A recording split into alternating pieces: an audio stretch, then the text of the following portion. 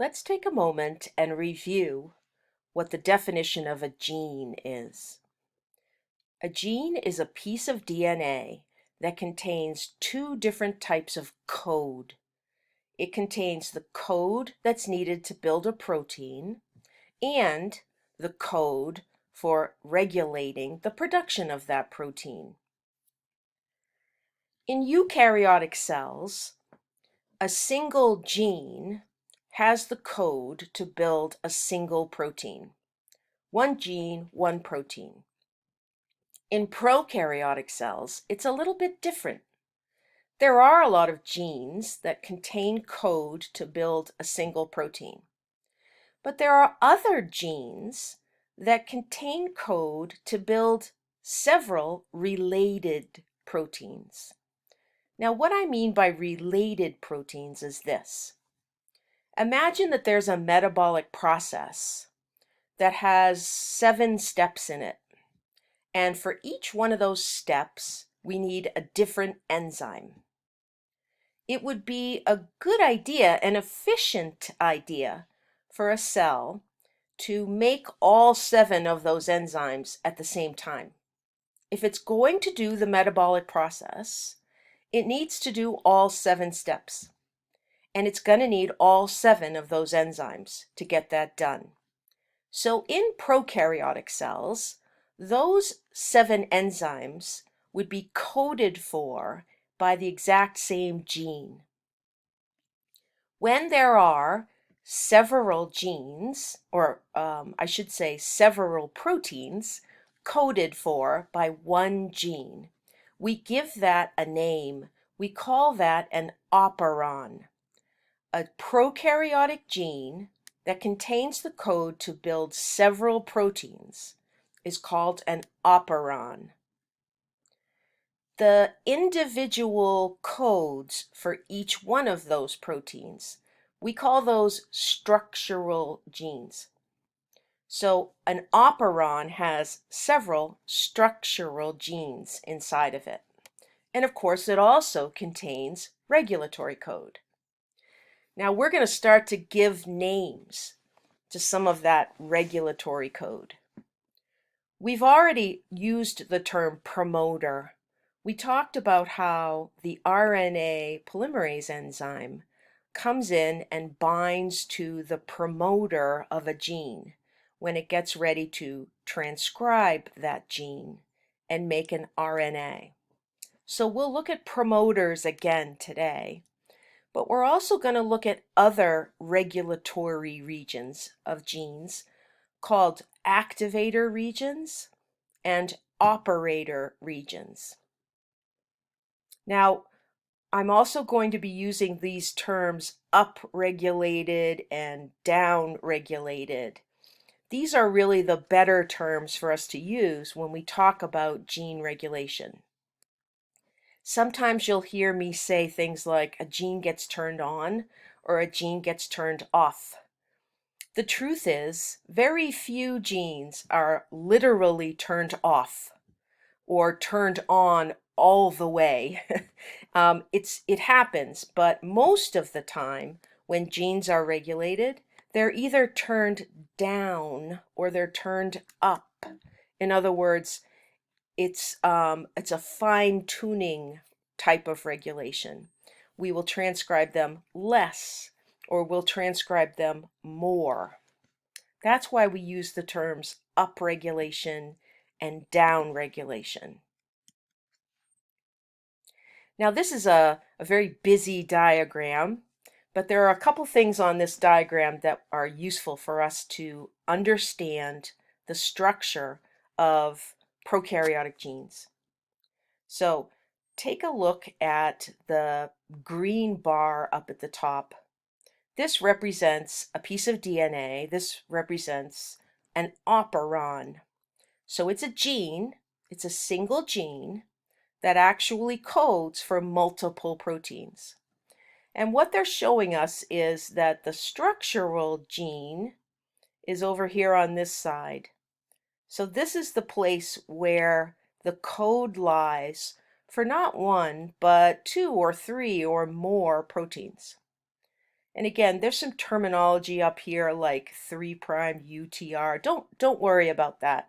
Just understand that this region right here is where the structural genes are. Over here, this is the regulatory area. And you can see they've designated where the promoter is.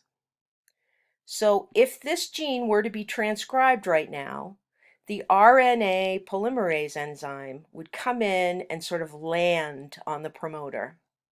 And then it would start transcribing the structural gene.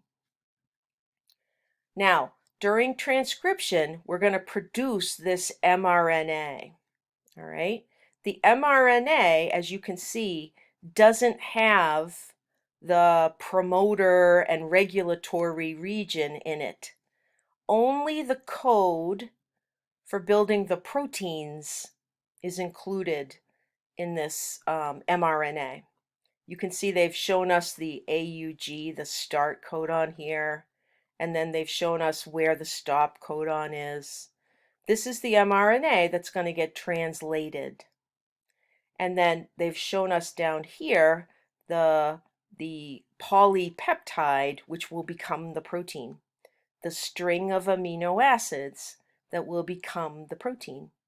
And like all immature proteins, all polypeptides that are first produced, it has a methionine at the first position because the start codon codes for methionine. So on every immature polypeptide, there will be a methionine in the first position, the first amino acid position. We will focus on gene regulation at this level. We will focus on a discussion of the regulation of transcription, because this is the time during gene expression that a microbial cell gets the most bang for its buck. If it interferes at the level or regulates at the level of transcription, nothing is made, nothing else is made in the process that might be wasted. So this is where we'll focus in the rest of our discussion today. Now, when it comes to regulating transcription, the very first place that a cell can step in and take control is at the level of the chromatin itself, at the level of the nucleoid. This is what we talk about as chromatin state. The state of the chromatin. And by that I mean how accessible or inaccessible the DNA is at that moment for transcription. Now, I need to introduce a new term here, and that term is epigenetic. When you hear the word epigenetic, it's some process that is happening to the outside of the DNA molecule. So something is interacting with the DNA when the DNA is still in a double helix form, a double-stranded form. So epigenetic control mechanisms are described as being outside the gene. They are literally on the surface of the DNA molecule itself. Something is happening on the surface of the double helix that is controlling whether or not a gene gets expressed. Now, when you talk about chromatin, chromatin is always in a folded or compacted state, but the degree of that compaction varies. And how tightly or loosely compacted the chromatin is controlled by the cell.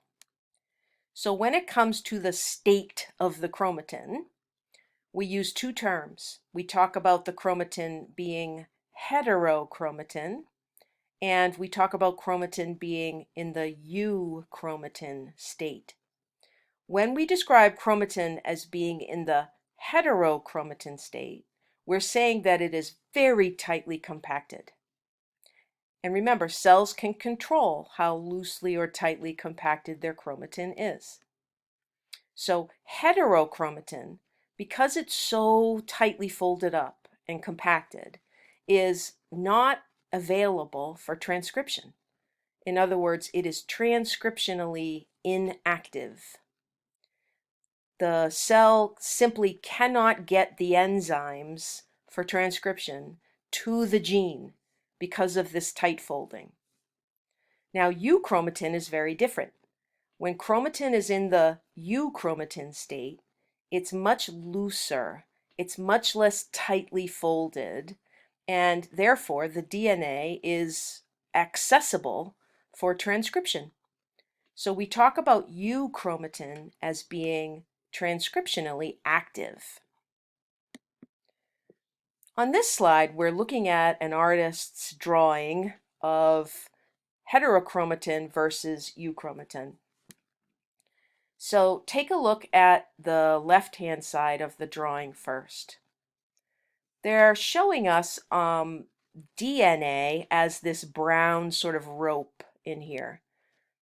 And they're showing us the histone-like proteins as these lighter colored discs. So you can see that the DNA double helix has been wound twice around each cluster of histone-like protein. And right up here in this area, you can see what we would call heterochromatin.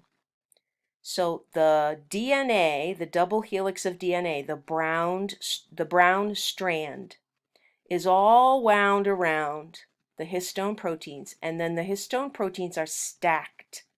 They're stacked, and everything is tightly organized and tightly folded.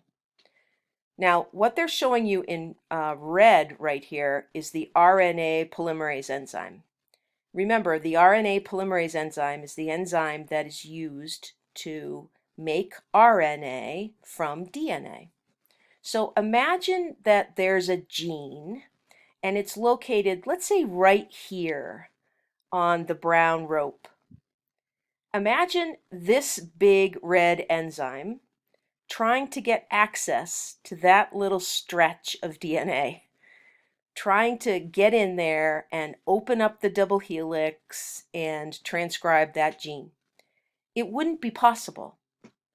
When it's in its heterochromatin state, that DNA is not available for transcription because it is just physically inaccessible to the RNA polymerase enzyme. Now, when you go over here, down in here, in this area, and you can really see it over here in the blue, in this area, suddenly that tightly packed, highly organized bundle of chromatin looks very different. This is what euchromatin looks like. So this up here, this would be heterochromatin, nice and tightly organized, folded up.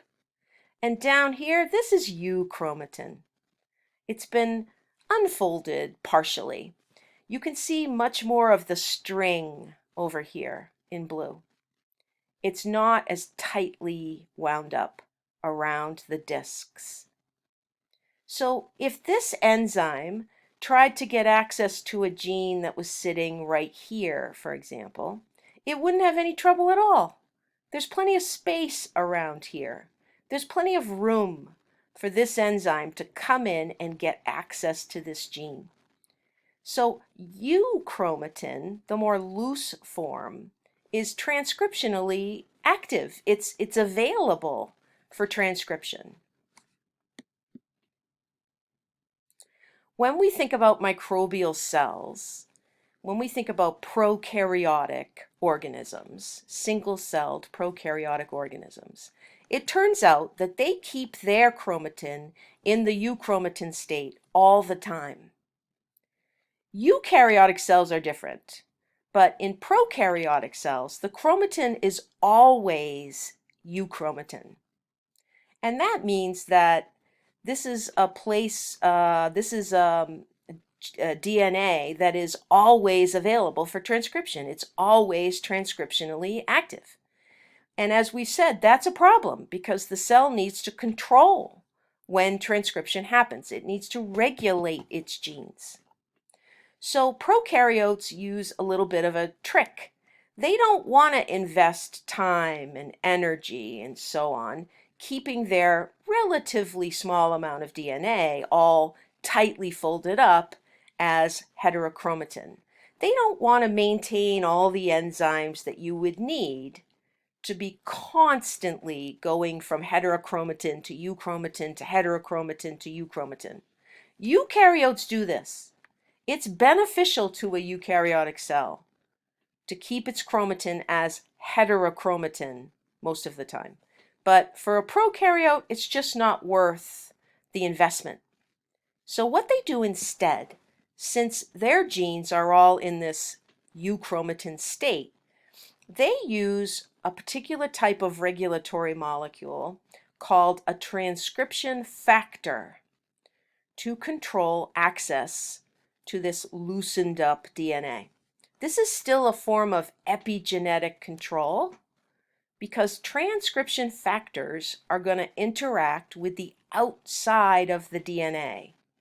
They're going to come in and bind to the outside of the double helix. These transcription factors are actually proteins. They're going to come in, they're going to sit on the double helix, and they're going to control whether or not that RNA polymerase enzyme can get access to the DNA.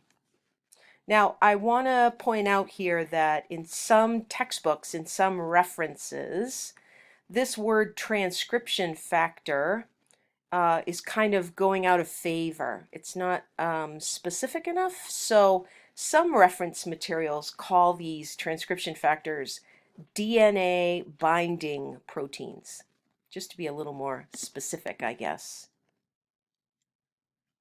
So, transcription factors are going to be used by microbial cells as epigenetic control mechanisms. They're going to be acting on the outside of the double helix. These are really interesting proteins. They are often what we call dimer proteins. So two copies of the same protein that are bound together and act together as a dimer. And the two copies are often attached to each other in mirror images, as mirror orientation. And I'll show you what I mean by that in a minute. So when a transcription factor, one of these dimer proteins, comes in and binds to the outside of the DNA, what they're doing is making the promoter region, remember that's one of the regulatory regions, it's going to make the promoter region of a gene either more accessible to RNA polymerase or less accessible to RNA polymerase. They're not literally binding to the gene here. They're binding to the outside of the double helix, but they are still going to control whether or not the RNA polymerase enzyme can get access to the gene.